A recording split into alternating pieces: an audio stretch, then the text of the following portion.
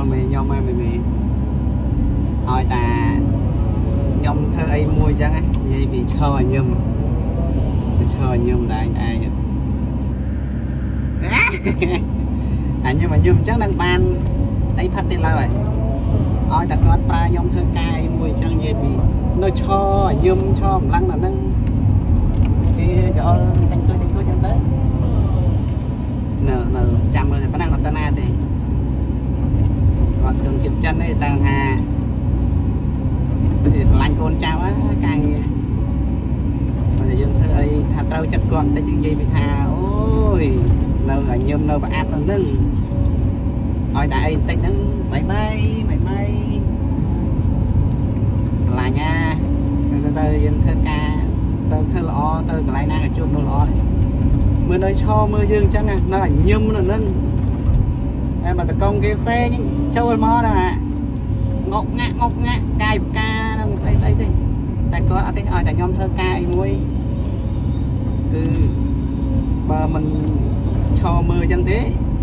ទៅដេកបើថាថ្ងៃក្តៅខ្លាំងទៅដេកបើអត់ទេឈរមើលមកផ្លែតែញឹមចុះញឹមឡើងទៅបានទៀតហើយបើថាឃើញមានគេអ្នកលក់នំលក់អីមកកាត់អីចឹងទិញ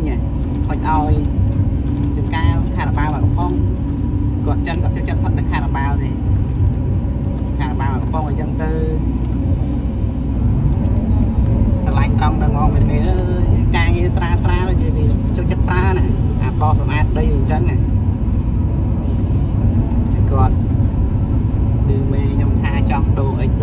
គាត់អត់ឲ្យដូរទេគាត់ជួលតែអីហ្នឹងហើយរាប់ខែហ្នឹងហើយ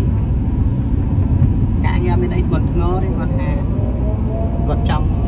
ទុកតែថាយើងប្រើការងារណាស្រួលគាត់ទុកប្រើអញ្ចឹងណាការងារចឹងហើយបងកន្លែងខ្លះតកងខ្លះមកធ្វើការបានមួយអាទិត្យអីដកទៅវិញហីតែបើខ្ញុំមានណា3ខែណា3ខែឥឡូវគាត់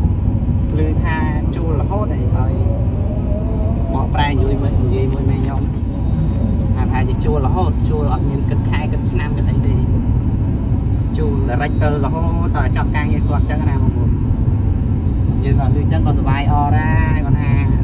ការងារចឹងតកងណាមិនចង់ជួបការងារស្រាលបំផុតនេះវិដីវិអីធ្វើនេះធ្វើនោះហើយជួនកាលអត់មានការងារធ្វើអត់មានឲ្យយើងធ្វើទៅឲ្យយើងដេកចឹងទៅចាក់ប្រេងឲ្យដេកទៅ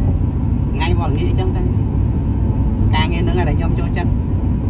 គាត់ថាកន្លែងខ្លះបើយើងឯងជួនតិចក៏ល្អដែរមែនព្រោះអត់ចេះភាសាចិនអញ្ចឹងចិនវាតកាយយើងទេ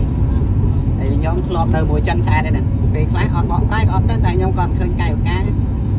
គឺយល់